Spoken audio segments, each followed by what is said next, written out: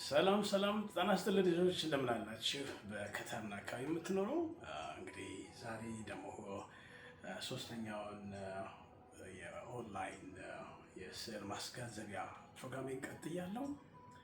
እንደሚታወቀው እንግዲህ ከአካባቢያችን በተፈጥሮ ችግር ሁለተኛ ሳምንቱን አስቆጥሮ ህጻናት ያው ከትምህርት ቤት ውስጥ ቁጭ ብለው ኦንላይን ትምህርት እየተማሩ እንዳለ ያው ሁላችን እናውቀዋለን። ከዚህ ቀደም እንዳስተላለፍኩት እንግዲህ ለልጆቻችን የአእምሮ ጤንነት ከትምህርታቸው ጎን ለጎን ያው ቤት ውስጥ በሚገኙ የተገኘ ማቴሪያል አንዳንድ እንቅስቃሴዎች ሊያደርጉ ቢችሉ እኔም ከዚህ በፊት ቃል በገባሁት መሰረት አንዳንድ ወላጆች በእውነት በጣም አመሰግናለሁ። በተነጋገሩ መሰረት በየቤቱ የልኩ ያደረግናቸው አንዳንድ አክቲቪቲዎች አሉ። በጣም ደስ የሚያሰኝ ውጤት ነው። ነገሮች ያልፋሉ።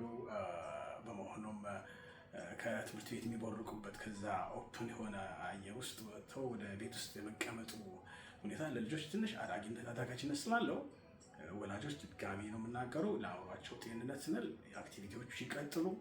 ማገዝ የምችለው ነገር አሁንም ስቲል ኤኒታይም ደውሉልኝ አለው። እንግዲህ ትልቅ የምትመለከቱት ስዕል እንግዲህ በወጀብ ውስጥ እንግዲህ ያለን ህይወትን ነው የሚያሳየው እና እንግዲህ በዚህ ወጀብ ውስጥ ከግራ ወደ ቀኝ ነፍሰውን ንፋስ በመቋቋም እንግዲህ የምንኖርባት ታላቁ ካታር እና ህዝብና ንጉስ እኛን በመታደግ የሚያሳየን ነገር ሊወክል ይችላል እና ይህን ወጀብ በማለፍ እንግዲህ ጀልባዋ ያው በቅሳ ያንን አስቸጋሪ ሁኔታ እንደምትጓዝ ነው የሚያሳየው።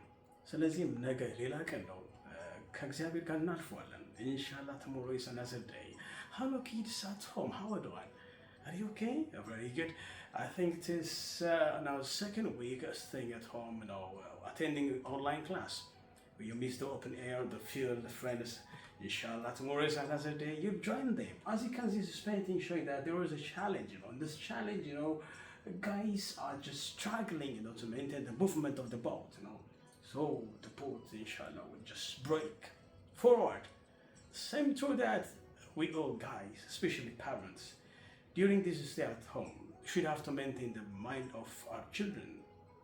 Just providing some materials, as we have discussed last week, colors, papers, they can let them draw, sketch, paint, that helps them, for their mental health.